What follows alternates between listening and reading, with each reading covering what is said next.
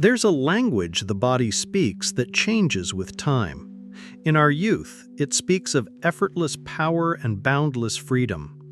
But as the years pass, it can begin to speak a different dialect, one of caution, stiffness, and a quiet negotiation with gravity every time we rise from a chair. We begin to watch the ground more carefully, bracing for the uneven pavement or the stray curb, our world shrinking from wide-open fields to carefully calculated steps. We are told this is the unavoidable path of aging, a slow, steady decline in mobility that we must simply accept. But what if this story we've been told is wrong? What if the secret to walking with the freedom and confidence of your younger self isn't found in your hips or your knees, but in a part of your body you've been taught to ignore your entire life? If this message speaks to something you've been quietly living with, I invite you to stay with me until the end, because what you'll hear today might bring the relief you've been hoping for. And before we dive in, I'd be truly honored if you'd take a moment to subscribe to the channel, leave a like if this message resonates with your journey, and share it with someone you care about. Maybe a friend from a church, a longtime neighbor, someone from your walking group, or even your brother or sister. And in the comments, please tell us where you're watching from and how old you are, because you'll see you're not alone. This is a space of care, and your story matters. Your body is a masterpiece of engineering, an interconnected chain where every link affects the others. The stability of your shoulders depends on the position of your spine. The health of your spine depends on the alignment of your hips. And the alignment of your hips depends entirely on the foundation upon which everything rests, your feet. Within each of your feet are 26 bones, 33 joints, and over 100 muscles, tendons, and ligaments, an intricate mechanism designed for balance, shock absorption, and propulsion. For millennia, this mechanism was kept strong and intelligent by walking on the varied, uneven surfaces of the earth. But today, our feet are living in sensory deprivation. They have been locked away, silenced, and weakened. This isn't your fault. It is the consequence of a lifetime spent walking on perfectly flat surfaces and wearing shoes that act more like rigid coffins than supportive partners.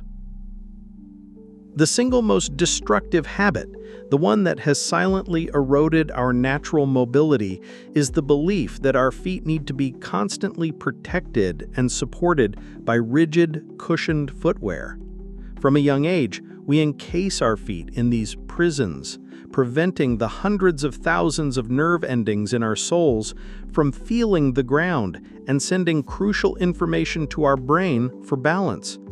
We prevent the small intrinsic muscles from doing their job, causing them to atrophy from disuse. This is the shocking secret.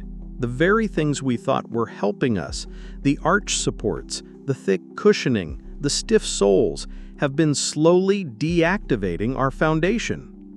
We then compound this by living our lives on flat, predictable floors, which offers no stimulation, no challenge, and no opportunity for our feet to stay strong, pliable, and intelligent. We have silenced the part of our body that is meant to be our primary connection to the earth. The solution, then, is not found in a new shoe or an expensive insert. It is found in a simple but profound act of reawakening. It is about reestablishing the conversation between your feet and your brain. The first step is to spend more time barefoot in a safe environment like your home. Allow your feet to feel different textures, to spread, to grip. Let them breathe. The second step is to gently reactivate the dormant muscles with simple, forgotten movements. While sitting and watching television, practice spreading your toes as wide as you can, as if trying to fan them out. Try picking up a sock or a small towel off the floor using only your toes. A few minutes a day of these simple exercises can begin to undo decades of neglect. This isn't a strenuous workout. It is a gentle dialogue, a way of reminding your foundation that it is still alive, needed, and capable. Eleanor, at 76, had become afraid of walking. After a small stumble on an uneven sidewalk, a cloud of fear had settled over her, making her once-loved daily walks a source of anxiety. Her world was shrinking. Her physical therapist told her something shocking. Her problem wasn't her aging hips, but her sleeping feet. She was prescribed these simple, almost childish exercises. Every evening, she would practice them. At first, it felt pointless, but after a few weeks, she noticed a change. The chronic ache in her knee began to fade. She felt more stable, as if she were more securely connected to the ground beneath her. Her confidence returned. Soon, she was back in the park, not just walking, but striding. She moved with a fluid grace and an energetic rhythm that belied her age. Her neighbors watched in awe. She wasn't walking like a cautious 76-year-old. She was moving with the joyful, effortless freedom of a 40-year-old. She had unlocked her mobility by reawakening her foundation. We spend so much of our lives looking for complex solutions to our problems, searching for the new pill, the latest technology, the most advanced surgery. Yet so often, the most profound healing comes from returning to a forgotten simplicity. The strength to stand tall, the balance to move confidently, and the freedom to walk through life without fear do not begin in our core or our legs. They begin in the earth beneath us, traveling up through the soles of our feet. By honoring this connection, by caring for the foundation we have so long neglected, we are not just healing a part of our body, we are rebuilding our entire relationship with the world from the ground up. You're not too old. It's not too late. Your body still remembers how to heal. It just needs your help to begin. If this story touched something deep in you, a pain you've carried, or a quiet hope you've held on to, thank you for staying until the end. It means more than you know. If you found value here, I'd be honored if you'd subscribe, leave a like, and share this with someone in your life.